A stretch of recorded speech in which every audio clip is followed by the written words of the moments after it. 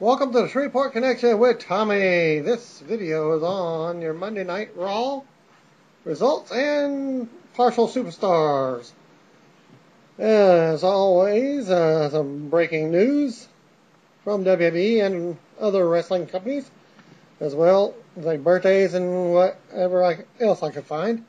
The official WWE website announced Wednesday that John Cena underwent surgery to remove bone chips in his elbow. Dr. James Andrews removed the several pieces of bone cartilage from Cena's elbow through a scope. They went home to Tampa, Florida, and immediately began rehab. Also, last week, Ryan also visited Dr. Andrews, and he had double surgery on one knee and an elbow. WWE initially stated that it would likely take 4 to 6 weeks for Cena to recover from a surgery of that nature before changing it to 2 to 3 weeks. Cena tweeted an update on his recovery status Wednesday afternoon, stating that it would likely be 6 weeks. But due to Raw tonight, that could have been shortened as well. Could be just 4 weeks. Hell in a Cell has been set up, but that's the only match that they have set up as of yet. And he's quoted by saying, "Some jackwagon from at WWE.com apparently posted me recovering in 14 days. Cena wrote, "I spoke in depth with my surgeon, Dr. James Andrews, and he specifically told me due to the amount of fragmentation, 6 weeks is safer timetable for recovery." He continued on and said, "I apologize on behalf of a website whose credibility is now equal to the Union. Please, WWE web guys, get your own monkey freaking facts straight. You folks have my word. I will try my best to get healthy as quick as I can, and I'm sure I won't stay away from at Raw, but as of now, I am supposed to lay down for 6 weeks. I will send surgery note, photos, and a video to at WWE so they can see how bad it really was. I am also sure that if at WWE took a second to reach out to the actual surgeon, that Dr. Andrews would gladly comment." Okay, I'm off now. Back to the soapbox and back to being just a one-armed man. Enjoy your day. A quote from John Cena. The internal talk of Mark Henry retiring from WWE has been picking up lately. Henry's contract is reportedly expiring before the year is over, and officials are trying to get him re-signed. Henry turned down at least one extension and has told people close to him that he is strongly considering retirement. One person close to Henry reports that he mentioned the idea of coming back for one more run and finishing up at WrestleMania 29 in 2013. JR revealed on Twitter that a new NXT broadcaster will be debuting at last week's NXT taping. And here's what he wrote. New NXT broadcaster Tony Luftman debuting last week on NXT. We're underway. Sold out at WWE again. Okay. And here's some of the results of the NXT taping as well. At last week's taping for NXT, WWE presented a $10,000 scholarship to Full Sail's student Geraldo Gutierrez for his work on WWE NXT. There was a photo that showed Triple H presenting him with a giant check. WWE did random drug testing last week at Raw's event from Fresno. Vince McMahon reportedly wanted Triple H to defeat Brock Lesnar at SummerSlam, but Triple H was against that idea and pushed for Lesnar to get the win, which he did. With that being said, everyone expects Triple H to get the win at Survivor Series. John Cena noted on Twitter that despite his being pulled from the weekend's Raw live events, he will be at Raw on Monday night. That's tonight. Cena also confirmed that he will be at WWE NXT event at Full Sail University. Rehab Day 2. John Cena much less grouchy today. I apologize to WWE, and I also promised to be at Raw this Monday in Albany, which he was. Just hate being hurt. I'll be at NXT Monday. At NXT. And I'm very excited to study those I will soon be competing against. See you guys Monday on Raw. Word came from Japan that WWE is partnering up with All Japan Pro Wrestling. This comes after WWE's recent tour of Japan, where several promotion heads pitched ideas to WWE officials about establishing developmental territories there. In an update, word is that All Japan's Kaz Hayashi and another official have had dinner with WWE's John Laurinaitis. While WWE was in Japan earlier this year, AJPW talked with Laurinaitis and them being a developmental territory for WWE. Apparently, that's what the new partnership is. For what it's worth, the impression was given to Wrestling Observer editor Dave Meltzer that there's nothing major to the deal. And that source came from Wrestling Observer newsletter. Beth Phoenix has given her notice, 1 month notice, to WWE officials, and she will be finishing up with the company next month. At the end of October, according to several online reports, WWE Creative never seemed to get behind the Phoenix character. They pushed her as the dominant diva only to have her lose as often as she lost. Live event show from September 23rd from Ontario, Canada. Notes that in a match, Ryback had apparently got an injury, or something happened, either him or Jinder Mahal. And the doctors stopped the match, so it was a no contest. It was a cut. And he got about 2 minutes into the match, and they immediately stopped the match. It was a bummer that no one was fed. They did a rematch on the following night, on the 24th, and Ryback squashed him.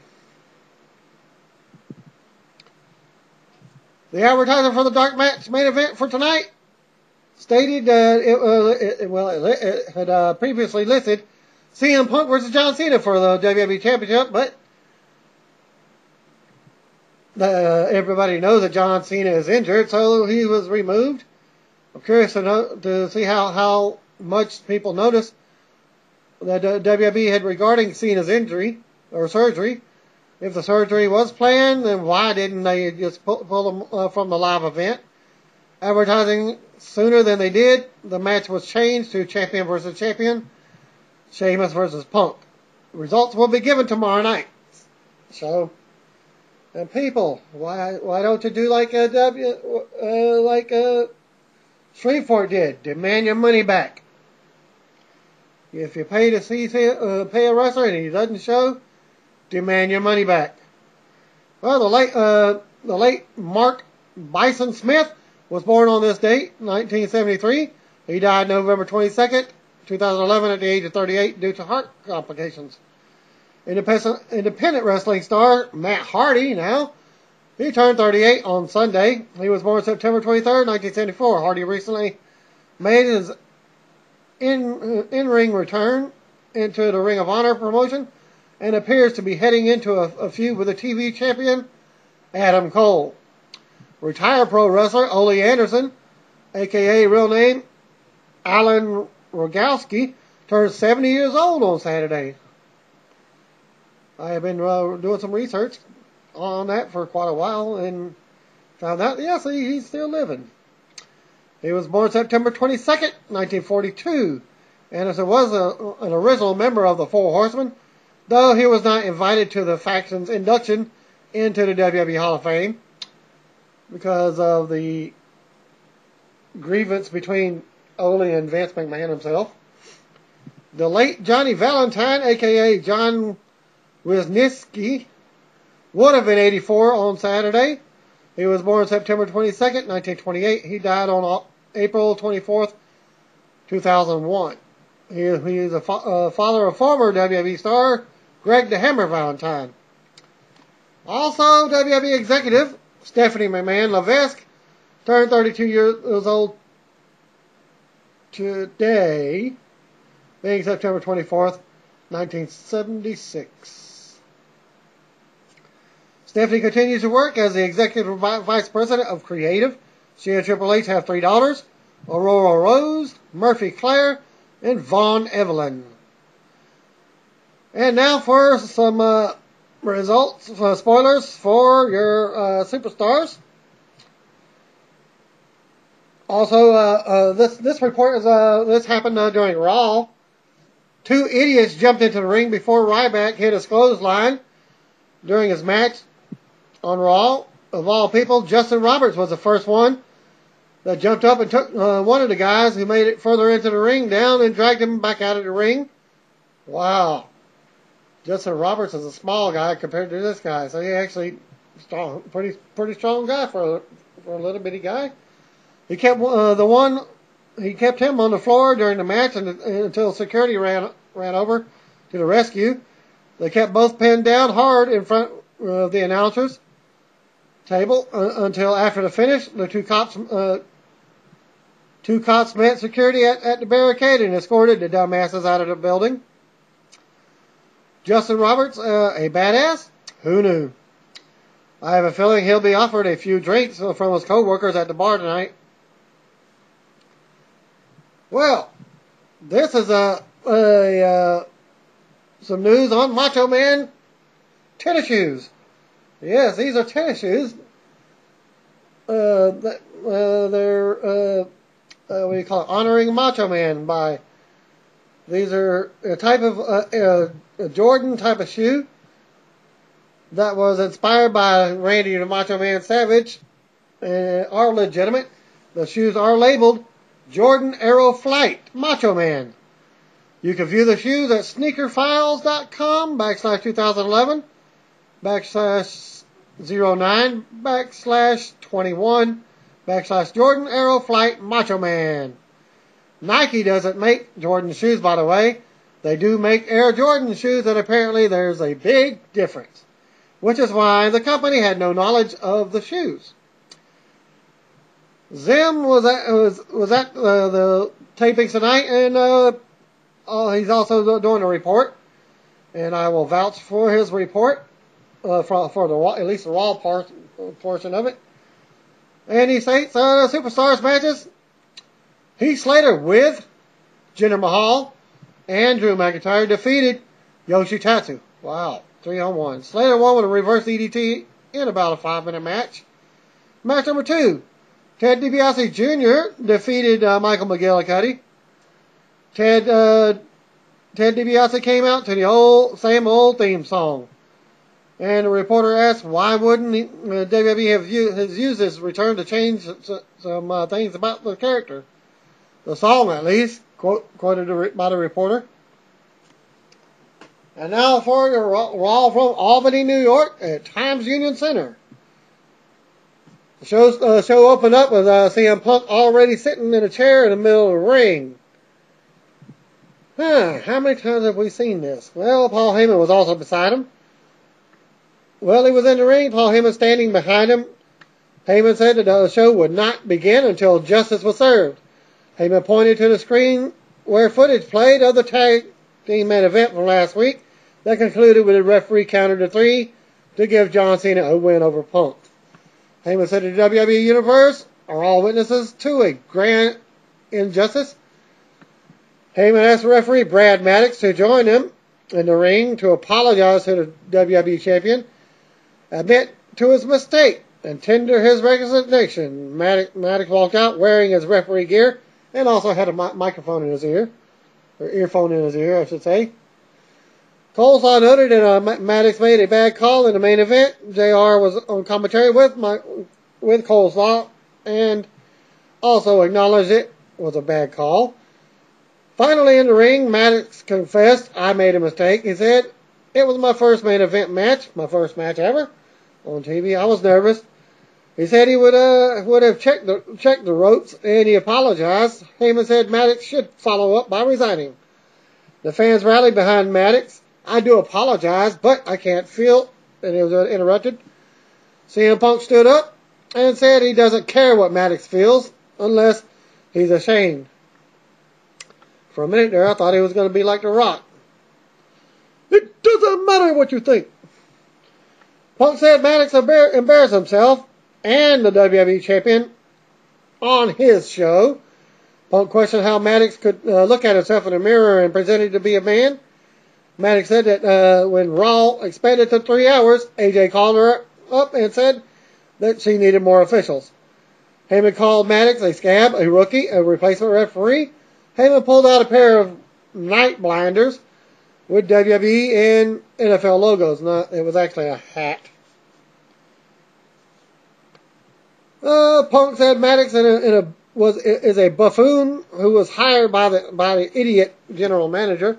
He said if AJ was good at making decisions, she would have come out and fired Maddox. AJ's music played, and the cue her music.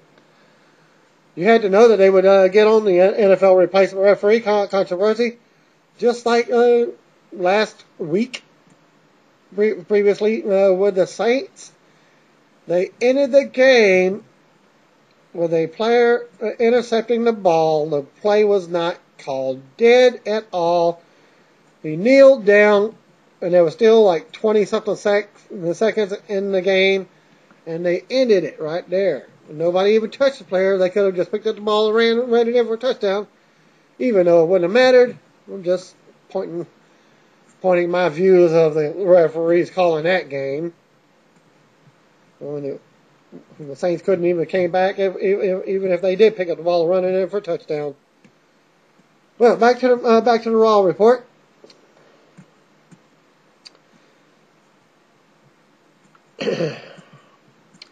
All right. Well, I like the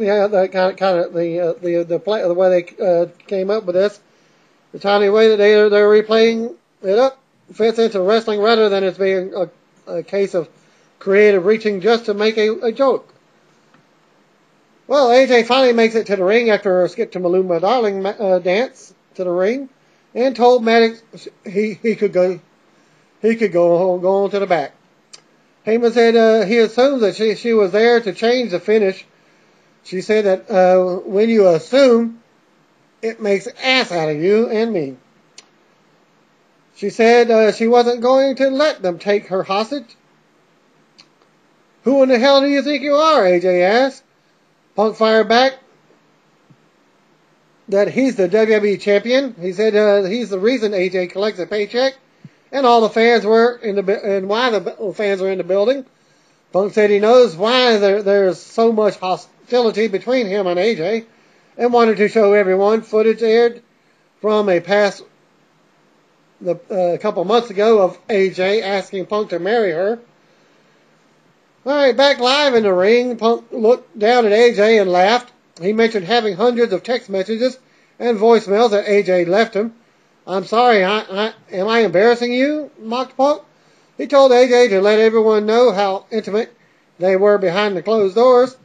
Let everyone know that I'm the reason that there's a little skip in your step, as Punk was saying. "Tell them I'm the best in the world." Well, Heyman backed Punk up and mentioned that the politics he mentioned in his DVD and told him he would handle this.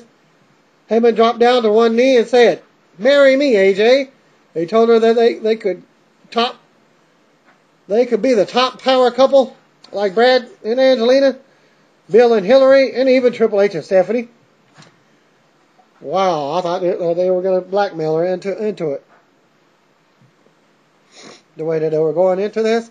Well, Heyman said that they would be the most powerful couple in sports entertainment history. He said he could come up with all the ideas and she could take the credit. He said he likes women who are young, dumb, inhibited, and ambitious. Heyman held his arms open. AJ smiled and then slapped the crap out of him across the face before leaving the ring. Heyman is a slimeball, Ross said on commentary.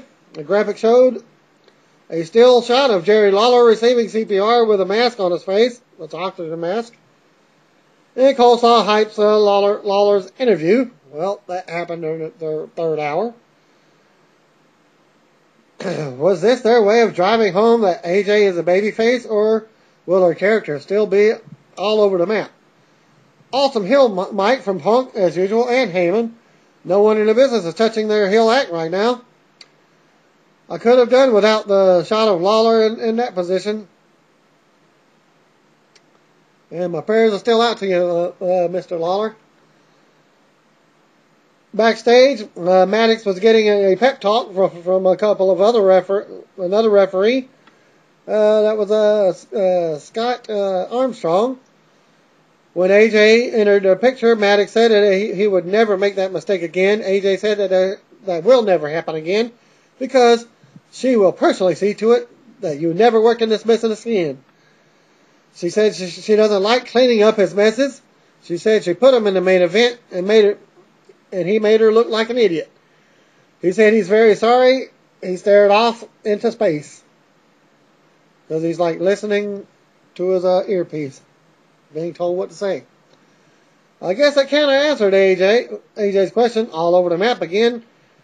Well, complex characters.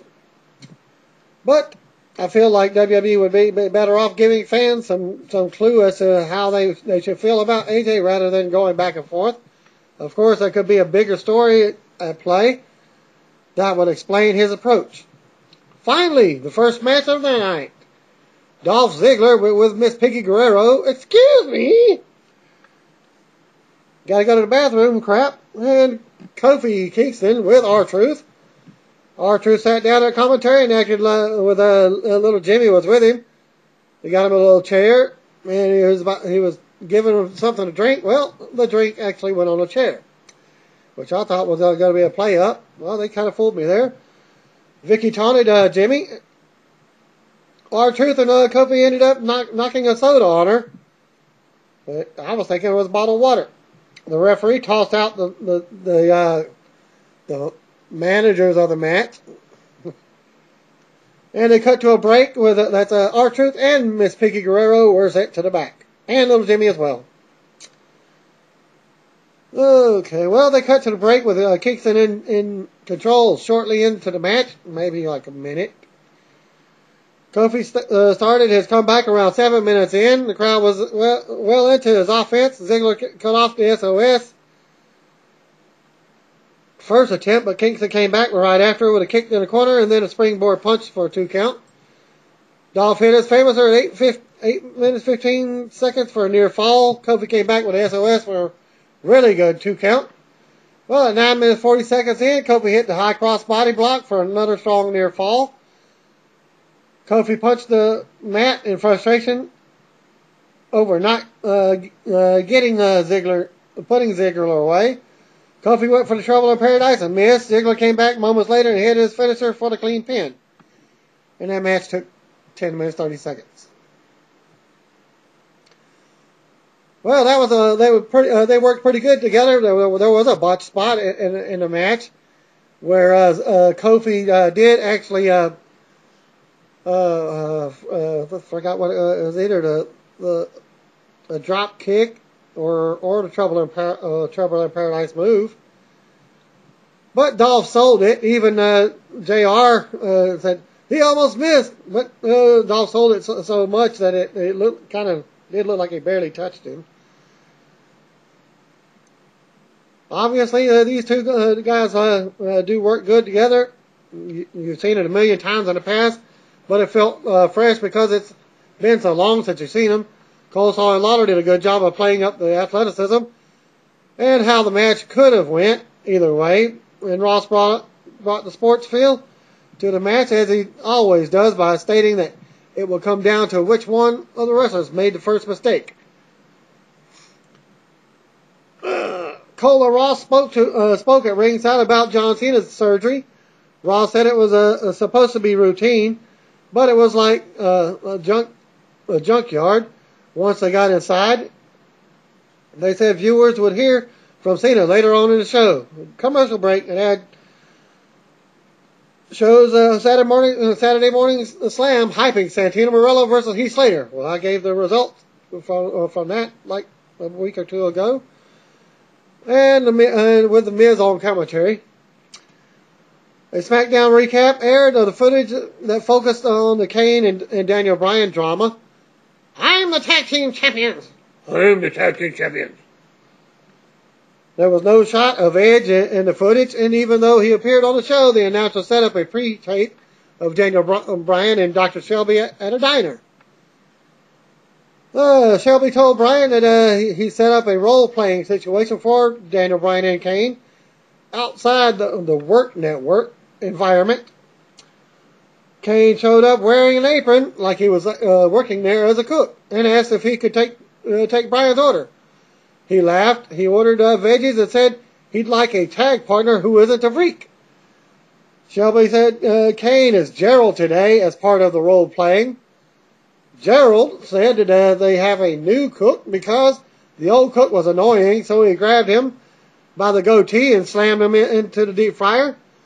Then chopped him into little pieces and sprinkled them all over every meal that he served. A woman was shown gasping as she looked down at her food. Shelby said he was kidding. Coleslaw said viewers could pick the team name for Kane and Daniel Bryan later on tonight, which they never gave any choices, setting that up. Team friendship better be an option. And it was an option, but it wasn't the choice. The skit was more over the top nonsense with Kane and Bryan. I actually mean that as a minor compliment. Though this one wasn't nearly as fun as the better anger management skits. Coleslaw hypes Chris Angel is a social media ambassador for Raw, and by the way, he is on Facebook with his real name. If you go onto my Facebook, he's also on my friends list. And my account is, of course, facebook.com/Tommy Tom J. Look me up. Alright, match number 2 finally is taking place. Santino Marella and Zack Ryder versus the Primetime Players. Heck, I didn't even see Zack Ryder getting in the match at all, as I forgot what I was doing at the time of the match. The heels got the better of Ryder early on, but he made the leaping tag to Santino at 1 minute in. Santino set up to use the Cobra, which I came in right at this point, to try and use it on Darren Young, but Titus O'Neil tagged in, blind tag. O'Neil quickly put Santino away with his power slam. And it's not a body slam. It's kind of like the power bomb. That's what it was. The players did the dumb millions of dollars dance afterwards. So that match took 2 minutes. Primetime Players won. Serious Titus O'Neil is a big improvement, but I hope they do away with the dance and have Young develop a character that isn't such a turnoff. Good news is that the right team went over in that the players are the real tag team, whereas Santino and Ryder are singles wrestlers who team up occasionally. The shot aired of the locker room door that a special guest, Ross Jr. acknowledged it, and we find out who the person was after the break. And during the commercial break, an ad for a SmackDown questioned whether Kane and Bryan will ever find common ground. The announcers hyped the WWE partnership with the Rise Above Cancer campaign. And John Cena in the main event was actually, it wasn't even a main event. He showed some merchandise with the Rise Above Cancer, especially a hat. Okay, Mick Foley's music played, and he came to the ring as a special guest. Foley said he came to Raw not as a legend, but as a card-carrying member of the WWE Universe. He said he sees things on Raw that sometimes move and inspire him. He cited the emergence of CM Punk as the crowd booed. Foley said the reaction was very telling. Foley said that the Punk he knew taught people to stand up for themselves and gave a voice to the voiceless. Punk's music played, and he eventually made his way to the ring to confront Foley, minus Paul Heyman. Once there, Punk bumped into Foley intentionally, just rubbing elbows with him, while walking in the ring and going to some of the corners. Well, Punk was telling Foley not to grandstand in front of the people. He said that if he has something to say, he should say it to his face. Punk said Foley is trying to stay relevant and asked if he was really there because he's selling a kid's book. Foley recalled sending Punk a text that asked him how it felt to be the biggest star in the world after he won the WWE Championship. He said Punk responded 2 minutes later saying that it meant a lot coming from him. Well, Foley said he's bothered by Punk's actions and his association with Paul Heyman. Punk turned to the crowd and said he doesn't need their help. He said they should grab a mic and say what they have to say, and he'll shove the mic right down their throats. Foley said that he was a Heyman guy at one time. He said Heyman can get you a certain way, but you have to make the journey yourself. Foley said he stopped listening to Heyman and made the decisions on his own. Punk assumed that Foley was going to tell him Heyman was a slime and a liar. Foley said Heyman never lied to him, but he's going to do what's best for Paul Heyman, not what's best for you. Foley questions why Punk, one of the best talkers in the business, needed a mouthpiece. Foley said Punk has to decide whether he's going to be an inspiration or a Kool-Aid drinker. Punk yawned and questioned whether they were finished. Well, he was actually about to say something, but and yawned. Foley said perhaps Punk will listen to him about something he is well informed about, and that's Hell in a Cell. He recalled how the match made his career and shortened it at the same time. Foley said not one day has gone by that he has asked for people's respect because he earned it that night. Punk said Foley, if he wants the old CM Punk, Foley said he wants Punk to show the world by stepping inside the Hell in a Cell with John Cena. Punk said he's heard a similar speech from Cena about how he'd earned respect by walking out of Boston with the WWE Championship. And look at me now, Punk said, while throwing his belt into the air and letting it fall to the ground. Punk recalled being punched out by Bret Hart.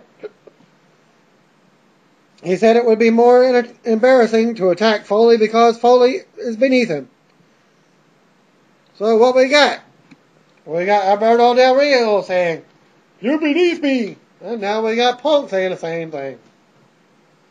So redundant crap. Punk says he knows he doesn't need to do anything for the fans because they turned their back on him. He said Foley would set himself on fire for the adulation of the people. Punk said he just wants to bring the people to their knees. Punk said he raises the bar by holding the belt for 309 days and tomorrow will be 310. Foley responded by saying 29. He said that's the total number of days he held the belt during his 3 title reigns. Foley said people don't care. Do you want to be a statistic or a legend? Foley asked while getting worked up. Foley said AJ allowed him to come out and ask about the Hell in a Cell match. Foley said Cena had elbow surgery, but he should be ready for Hell in a Cell. He said Punk gets to make his decision and announce it in Cena's face. He told him to think good and hard while he makes his decision for himself. Foley and the fans, Punk looked down at the WWE Championship while Foley left the ring, holding his belt.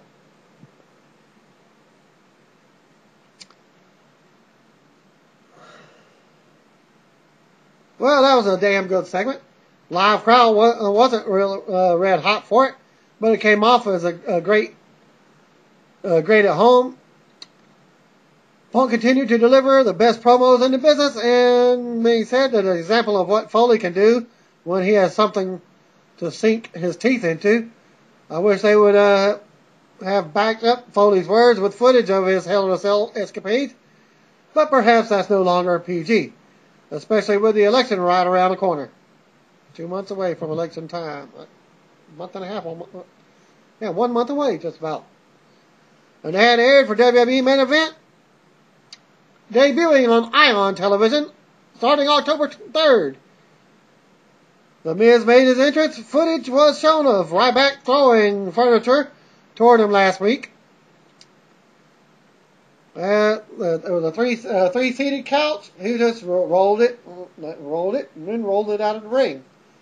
Just tipped it over, and the two-seater one he picked up and just threw it at him. I'd say a good 20 to 25 feet in the air. So it just shows how strong he really is.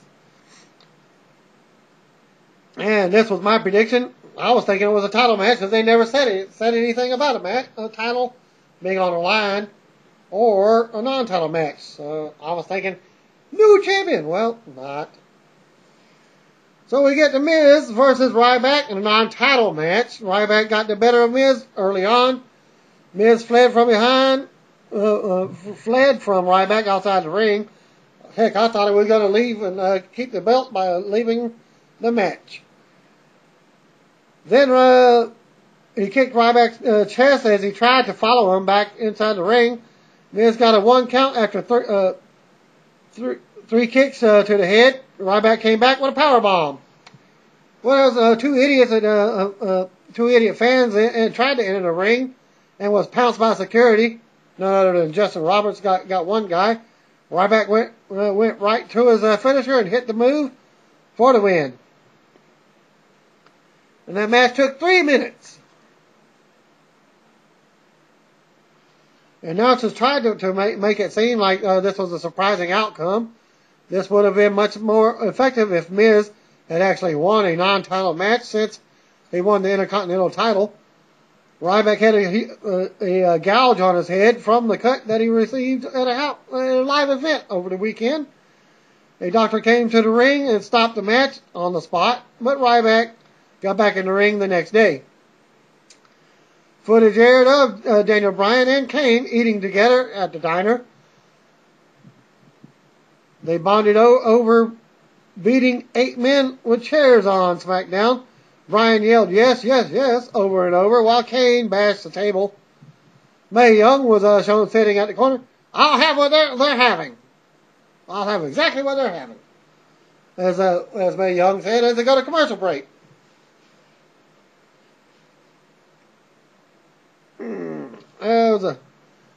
That was a play on the diner scene when Harry met Sally. It may seem like a dated reference since the movie was made in 1989, but it's classic enough that I'm sure most people figured it out. Meanwhile, as far as the fan run-ins, there were actually 2 of them. Because I guess the reporter was saying 3. They were thinking Justin Roberts was one of the third guys. Okay. Backstage segment. AJ tells a group of referees that they are the backbone of the company. She looked at Brad Maddox and said, everyone makes mistakes. She told them to go out and have a good rest of the show. Alberto Del Rio, David Otunga, and Ricardo Rodriguez enters the room as the referees left. She said all 3 men have been victims of the Brogue Kick, so she booked them in a 6-man tag against Sheamus, Rey Mysterio, and Sin Cara. The Hills protested because Ricardo isn't a competitor. However, Ricardo whipped off his neck brace and said he wanted to do it. Arriba! As Ricardo yelled. Match number 4, Wade Barrett versus Tyson Kidd. Poor Tyson Kidd in this match.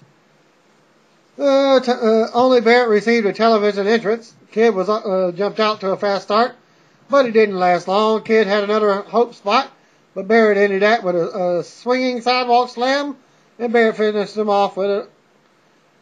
It's supposed to be a knockout punch. Well, I guess he can't copyright that. Because that's the WMD from Big Show. So they call it an elbow shot to the head and names it the Souvenir. And that match took 2 minutes 20 seconds. Announcer set up the Jerry Lawler interview for after the break, as they still shot footage aired of Lawler being treated by the EMT crew whenever he was having his heart attack.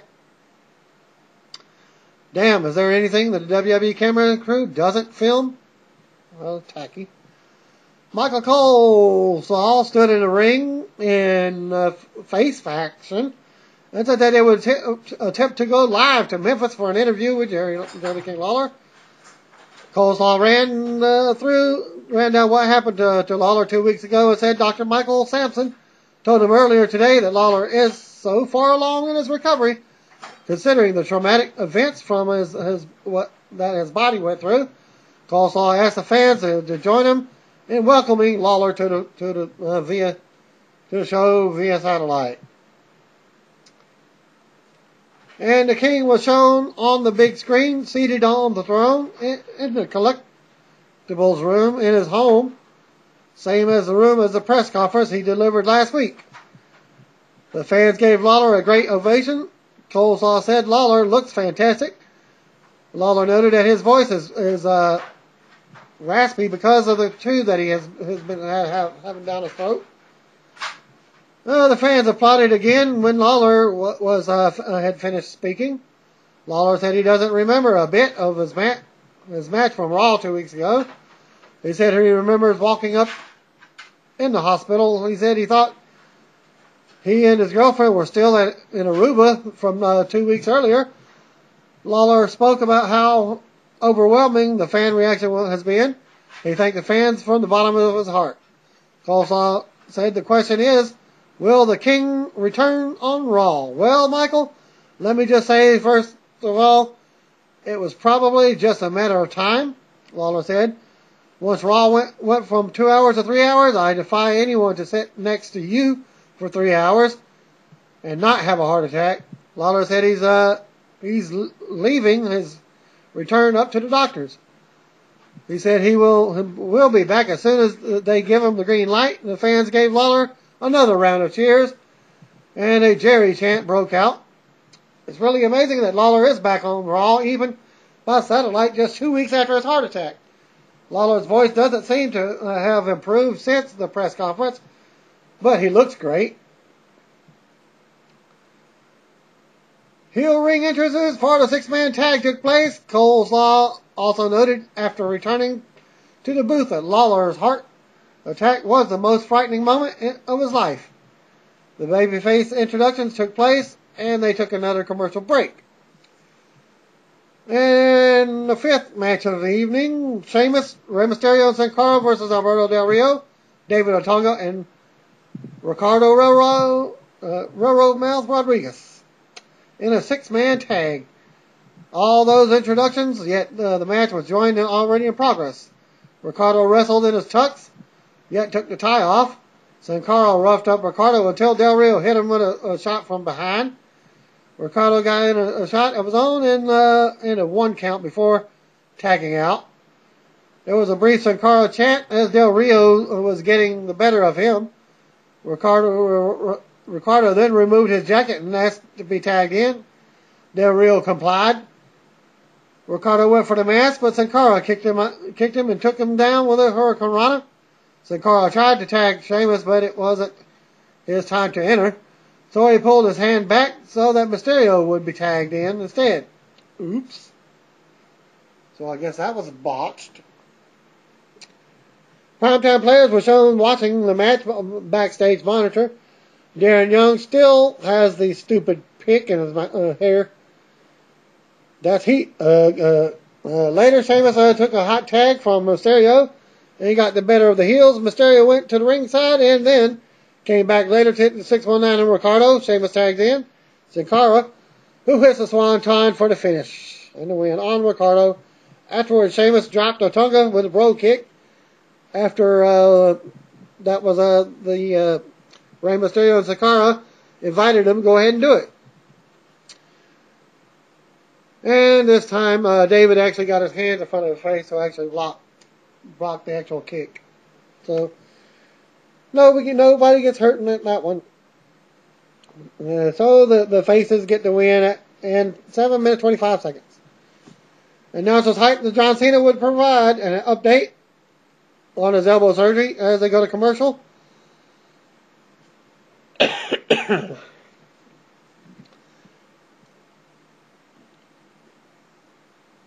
During the match, a reporter had reported that Mysterio tweaked his knee and was fussing with it at ringside while limping at one point. He climbed onto the ring apron gingerly as the match continued.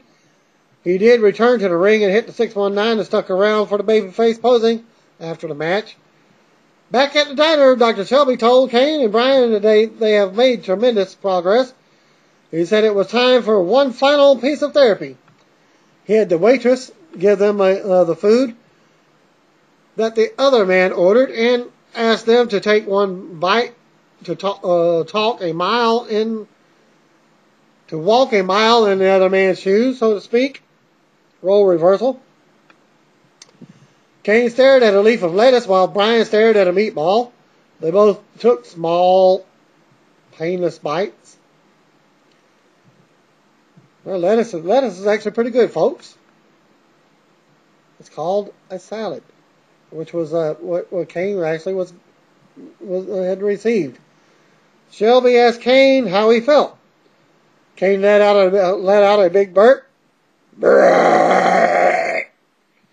Bryan, but they didn't show that on camera, so it was probably just a sound effect. Bryan said it wasn't as bad as he thought. He eventually puked in Shelby's lap. And Kane says, "Check, please." And then goes to look over. The voting options for the Kane and Bryan were up next. And the choices are now. They are actually saying teamwork. Was one of the choices. Team Hell No was the second choice. And Team Friendship was the third choice. Yep. Okay, so you get a canned belch, a vegan nibbles on a meatball. The comedy sketch jumped 2 sharks for this viewer. That being said, a vote for anything other than Team Friendship makes you a horrible human being. WWE commercial for breast cancer awareness aired. Daniel Bryan made his entrance. Kane made his entrance. Ross asked about how long that they could hold the tag titles. As long as they want, Cole said. He must have been corrected because after a slight pause, he said it probably wouldn't be long because they don't get along. And the team name, what everybody was that they revealed on the big screen. The choice was Team Hell No. Boo. Cody Rhodes and Damien Sandow hit the ring and attacked Kane and Bryan from behind. Cody and Sandow went to the stage. Rhodes said it was time to talk real tag team names and introduces his new tag team name and called himself Team Rhodes Scholars. Thus, Sandow, Scholar, and you got Rhodes. That Road Scholars. We could be on the road all the time with the Scholars. And Sandow said, Kane and Bryan finally have a reason to be angry. You're welcome. A weak attack that didn't carry any weight. Quick shots that startled the tag team champs. Rhodes and Sandow came off like pests, more than two guys going for real heat. Team hell no. People suck.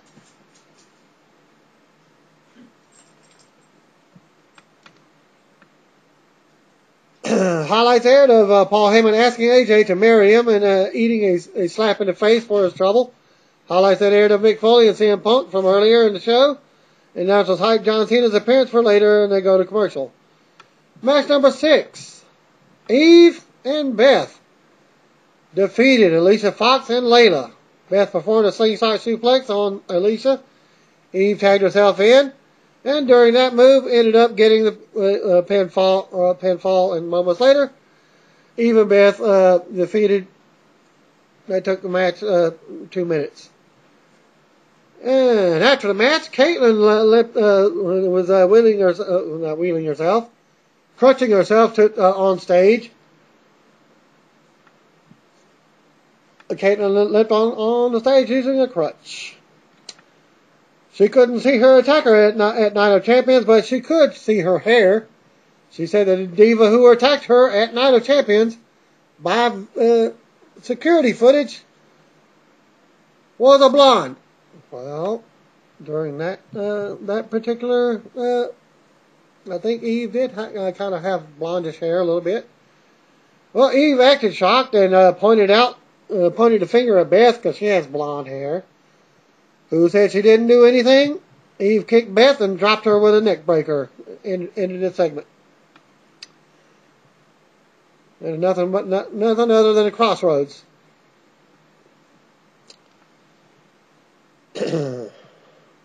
Live crowd was flat during that match for that angle or anything. No one cares who attacked Caitlyn because they don't care about Caitlyn. Oh, and it doesn't help that it was obviously Eve.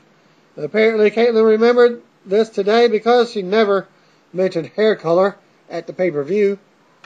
I hope this isn't one of those stories that concludes with security footage showing up weeks later after the fact that shows what really happened.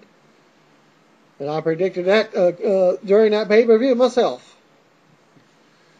Match number 7, and it looks like it was a main event. Brodus Clay with Naomi and Cameron, thus being the Funkadactyls, versus Tensai. Sakamoto was nowhere to be found. Big Show walked out and punched both guys. And Brodus Clay got the win by disqualification. Ref called for the bell. Clay got fired up.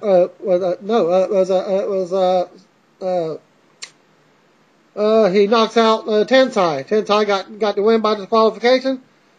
Clay fired up and ran right into a punch from Big Show. And then Big Show stood over both guys, falling down, laid out.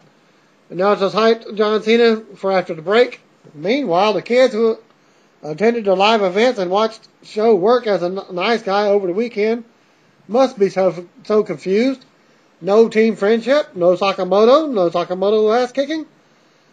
The show can't go straight to hell. The show can go straight to hell. I don't ask for much in life. Give me Monday night Sakamoto ass kicking, and I'm good for the mood for the rest of the week. Thanks for noting, WWE. I mean, thanks for nothing, as the reporter was saying. Announcers hyped Big Show versus Randy Orton as the main event for Friday Night SmackDown TV show.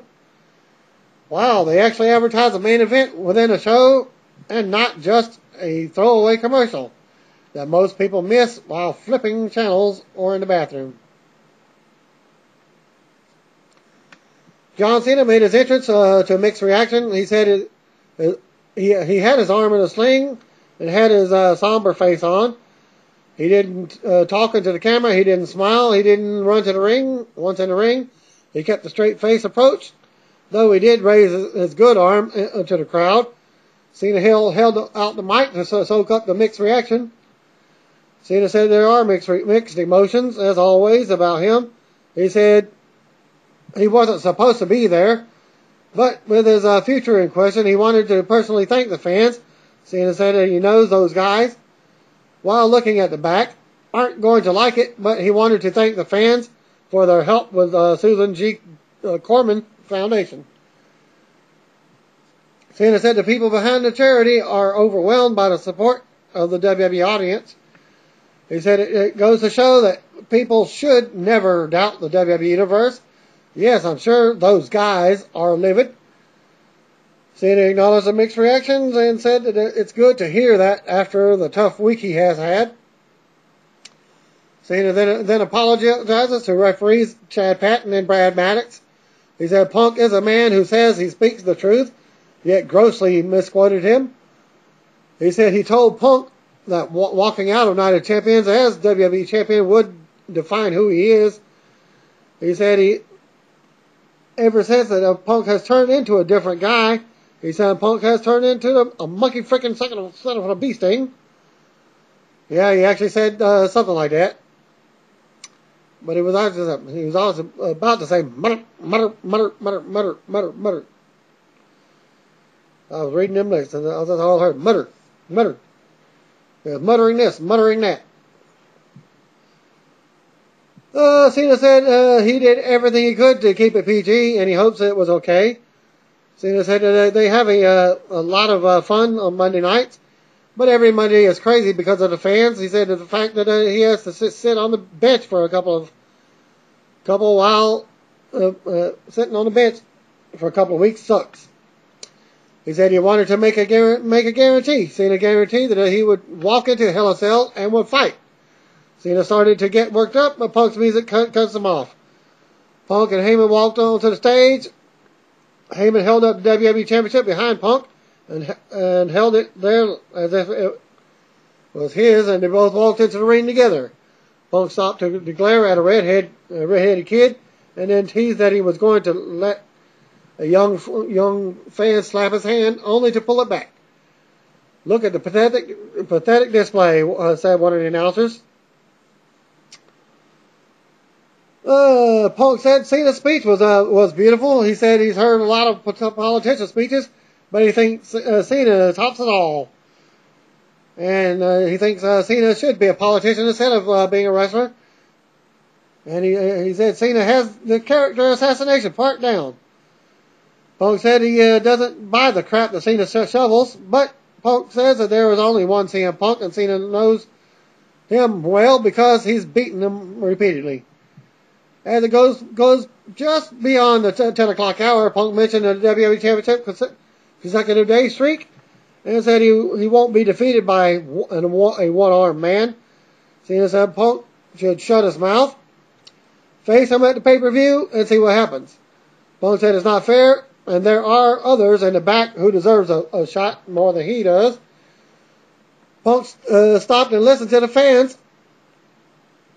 He said they were booing him. He wouldn't be a passive-aggressive weenie like Cena. And he said he would tell them to shut up and deal with them later. Punk said that he was going to give Cena a word of advice: run. Cena said, I know both of your legs still work. Run while you still can. Punk said he was going to turn around and count to 5. He said if Cena was still there, and he was going to beat him like he had never been beaten before. Punk said he won't have his integrity called into question. I am the WWE Champion, and I command respect. Punk said, you have until 5. Punk turned around, and Heyman did the same. Heyman held up the belt. Punk counted down from 5. Cena pulls out a lead pipe out of a sling. Punk took a step forward and stopped. Cena struck Punk in the gut. Real men wear pink, Cena said. I hope to see you at Hell in a Cell. Now that's what I call a pipe bomb, as Cena says. Cena celebrated with the fans as Punk headed up to the ramp, turned around with it holding his stomach to sell the lead pipe. Camera showed Punk walking through the backstage area. He and Foley exchanged looks. Punk walked back to Foley and said, "You know what, Mick?" Then Punk kicked Foley, gave him his own little sweet chin music.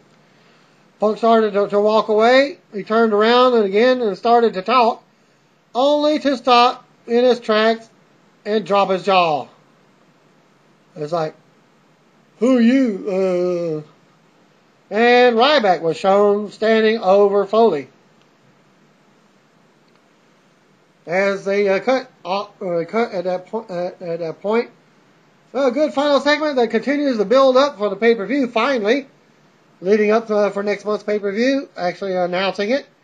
One can only assume that they either view Ryback as potential replacement if Cena isn't ready for Hell in a Cell, or they were just setting something up for next week. The live crowd either didn't react to Ryback staring Punk down to close the show, or it wasn't mic'd well. I hope they don't rush into that match and damage Ryback in the process.